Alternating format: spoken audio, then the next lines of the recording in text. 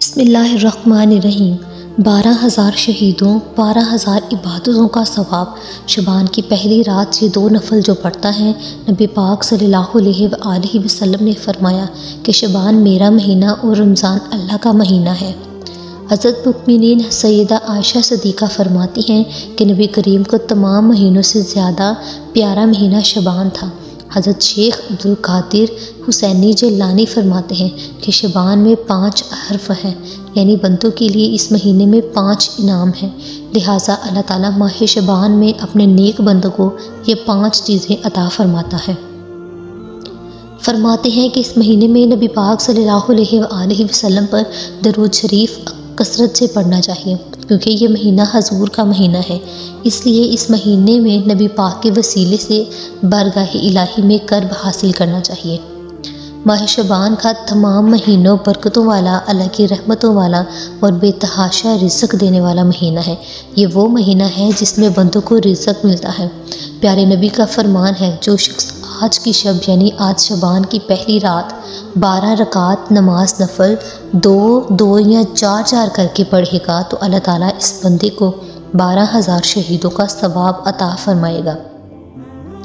12 साल की इबादत का सवाब लिखता है और गुनाहों से इस तरह पाक हो जाता है जैसे कि आज ही इसने जन्म लिया हो, और 80 दिन तक इसके गुनाह नहीं लिखे जाते। खातून जन्नत हज़रत फ़ातिमा रज़ी अल्लाह तआला अन्हा फरमाती हैं कि जो शख्स 8 रकात नमाज नफल 8 रकात इकट्ठे एक सलाम के साथ अदा करे, इसका सवाब मुझे पहुँचाए तो मैं इस वक्त तक जन्नत में कदम ना रखूँगी जब तक इस शख्स की बख्शिश ना करवा लूँगी। नफल पढ़ने का तरीका कुछ इस तरह है कि सूरत फातिहा यानी कि अल्हम्दुलिल्लाह पढ़ने के बाद 11 मरतबा सूरत इखलास यानी कि कुल हु अल्लाह पढ़ें। हर 2 रकत के बाद अत्ताहियात में बैठे और पूरी अत्ताहियात पढ़ें। सलाम फेरे बगैर खड़े हो जाए।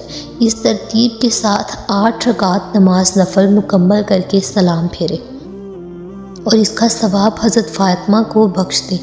इस शब अमन अमान और जानो माल की हिफाजत के लिए सूरत बकरा के आखिरी रकू की आयात यानी कि आमन रसूल से लेकर अलल कोमिल काफिरून तक पढ़ना नहायत ही बाइस बरकत और पूरा साल घर में अल्लाह की रहमतें बरकतें लाने के लिए, अचानक आने वाली मुसीबतों से परेशानियों से बचने के लिए ये आयात बहुत ही बेहतरीन है। अल्लाह रब्बुल इज़्ज़त से दिली दुआ है कि वो हमें इस शब मुबारक की फ़यूज़ और बरक़ात से सही मानों में सरफराज होने की तौफ़ीक़ अता फ़रमाए। इस अमल को अपनी पाबंदी बना लें और शबान के हर दिन में इस अमल को करें। शबान की हर रात में इस अमल को करना शुरू कर दें। अल्लाह ताला आपके घर में बरकतें रहमतें नाजिल फरमा देगा। वीडियो अच्छी लगे तो इसको शेयर करें, चैनल को सब्सक्राइब करें। जज़ाकल्लाह।